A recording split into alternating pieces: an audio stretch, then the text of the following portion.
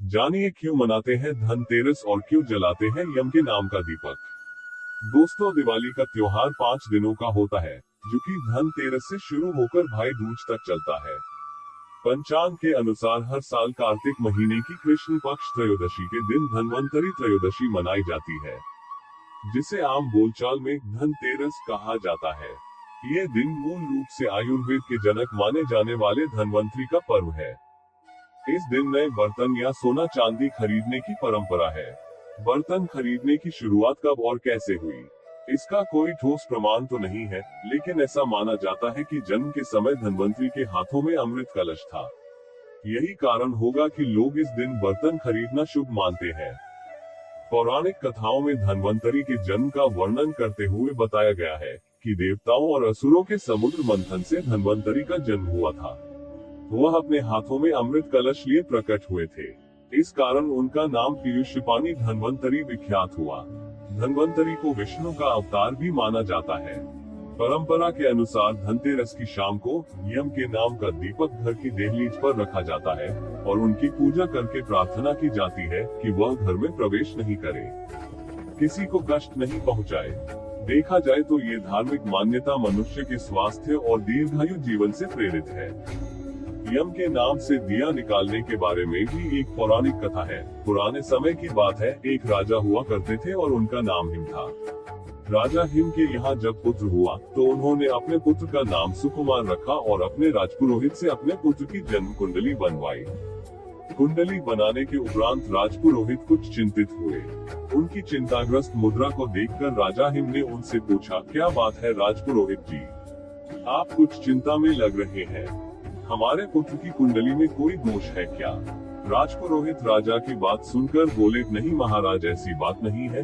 कदाचित मैंने कुंडली बनाते समय कोई असावधानी की होगी, जिस कारण से मुझे जन्म कुंडली में कुछ दुर्घटना दिखाई दे रही है।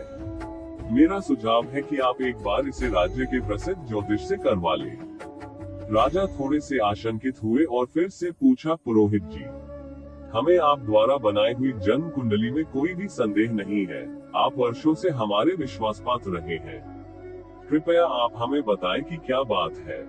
राजपुरोहित ने कहा, महाराज, राजकुमार की जन्म कुंडली की गणना करने पर हमें ये ज्ञात हुआ है कि राजकुमार अपने विवाह के उपरांत चौथे ही दिन सर्प के काटने से मृत्यु को प्राप्त हो जाएंगे।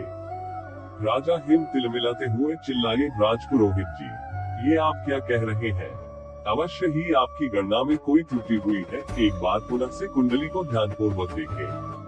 यदि आप हमारे राजपुरोहित न होते तो कदाचित आप इस समय मृत्युशैया पर लेटे होते। राजा हिम के क्रोध को देखकर राजसभा में सभी डर गए।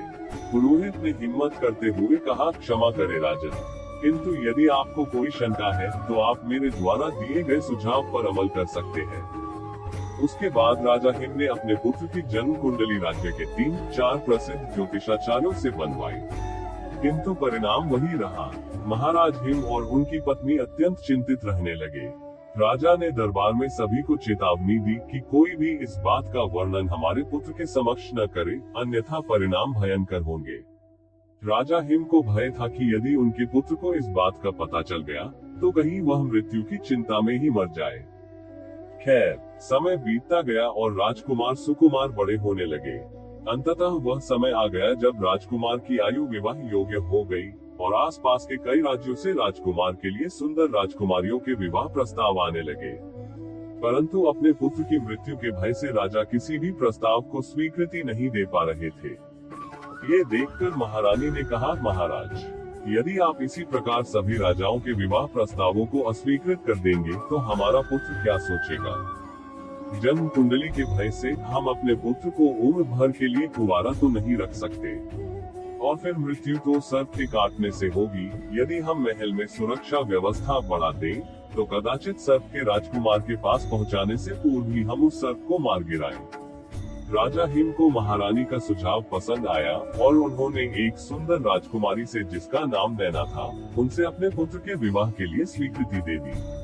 राजकुमारी नैना देखने में जितनी सुंदर थी, बुद्धि भी उतनी ही प्रखर थी।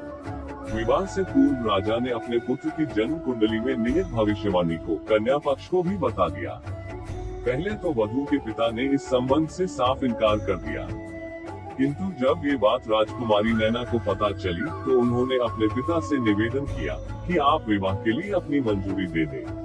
अपनी पुत्री की बात को राजा ठुकरा न सके और विवाह के लिए आशंकित मन से विवाह के लिए हामी दे दी। विवाह अच्छी तरह से संपन्न हुआ। राजकुमारी नैना एक दृढ़ निश्चय वाली कन्या थी। उसने अपने पति के प्राणों की रक्षा करने का निश्चय कर लिया था। जैसे कैसे 3 दिन बीत गए।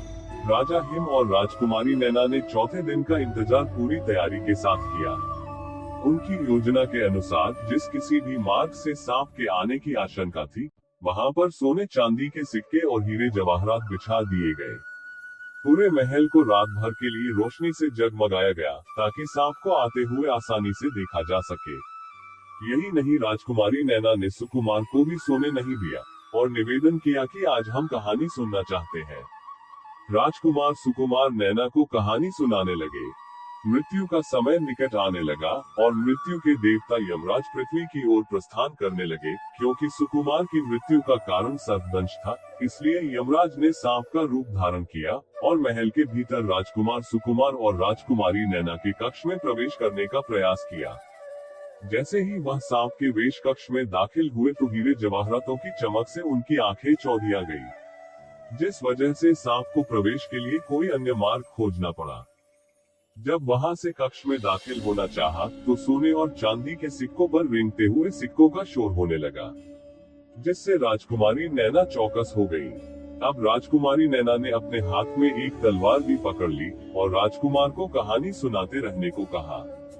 डसने का मौका न मिलता देख सांप बने यमराज को एक ही स्थान पर कुंडली मारकर बैठना पड़ा, क्योंकि अब यदि वह थोड़ा सा भी हिलते तो सिक्कों की आवाज से नैना को ज्ञात हो जाता कि सर्प कहाँ है और वह उसे तलवार से मार डालती। राजकुमार सुकुमार ने पहले एक कहानी सुनाई, फिर दूसरी कहानी सुनाई और इस प्रकार सुनाते सुनाते कब सूर्यदेव ने पृथ्वी पर दस्तक दे दी पता ही नहीं चला। अर्थात अब सुबह हो चुकी थी, क्योंकि अब मृत्यु का समय जा चुका था। यमदेव राजकुमार सुकुमार के प्राण नहीं हर सकते थे, अतः वे वापस यमलोक चले गए। और इस प्रकार राजकुमारी नैना ने भविष्यवाणी को निष्फल करते हुए अपने पति के प्राणों की रक्षा की। राजकुमार सुकुमार कभी नहीं जान पाए कि उनकी कुंडली का क्या रहस्य था, क्यों उनकी पत्नी ने विवाह के चौथे दिन कहानी सुनने का निवेदन किया और आखिर क्यों कहानी सुनते हुए उन्होंने तलवार थाम ली थी। माना जाता है कि तभी से लोग घर की सुख समृद्धि के लिए धनतेरस के दिन अपने घर के बाहर यम के नाम का दिया निकालते हैं, ताकि यम उनके परिवार को कोई नुकसान नहीं पहुंचाए। दोस्तों, अगर ये वीडियो पसंद आई हो तो इसे लाइक और शेयर जरूर कीजिएगा। अगर आपने